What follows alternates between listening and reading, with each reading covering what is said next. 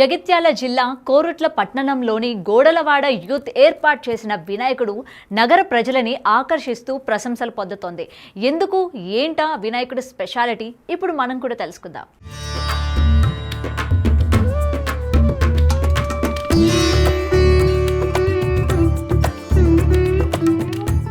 వినాయక చవితి సందర్భంగా గణపతులను ప్రతిష్ఠించి సమాజానికి చైతన్యపరుస్తున్నారు. ఇప్పుడు జగిత్యాల జిల్లా కోరుట్ల పట్టణంలో కూడా 2 చుక్కల పోలియో చుక్కలు పిల్లలు బంగారం భవిష్యత్తుకి రక్షణ ఉంటుందని సమాజాన్ని చైతన్యం పరిచేలా వినాయకుడిని రూపొందించారు. జగిత్యాల జిల్లాలోని కోరుట్ల పట్టణంలో 31 వార్డులో మేము పోలియో గురించి కాన్సెప్ట్ పెట్టడం జరిగింది. ఇది ఏంటంటే ప్రతి 5 సంవత్సరాల పిల్లలకు పోలియో చుక్కలు వేయాలి, వేయకపోతే అంగవైకల్యం అవుతుందని మనం ప్రజలకు తెలియజేయాలని ఈ కాన్సెప్ట్ తీసుకురావడం జరిగింది. పోయిన సంవత్సరం గత సంవత్సరం కూడా మేము విద్య గురించి తీసుకురావడం జరిగింది. చాక్పీస్ రూపంలో గణపతి పెట్టడం జరిగింది. ప్రభుత్వ పాఠశాలలకు వెళ్ళాలి, మన ప్రైవేట్ పాఠశాల వద్ద అనే కాన్సెప్ట్ మీద తీసుకురావడం జరిగింది. వినాయకుడు పిల్లలకి 2 పోలియో చుక్కలు వేస్తున్నట్లు రూపొందించారు.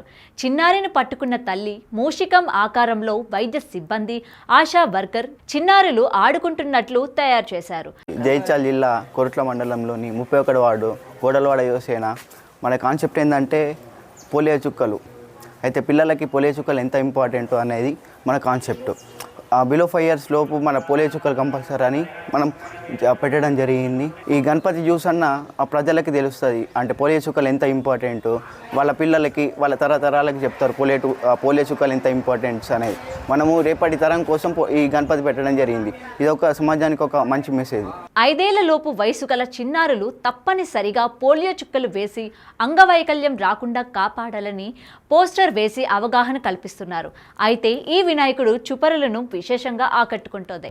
దీంతో పట్టణంలోని అందరూ ఈ వినాయకుడిని దర్శించుకుంటున్నారు, నిర్వాహకులను ప్రశంసిస్తున్నారు.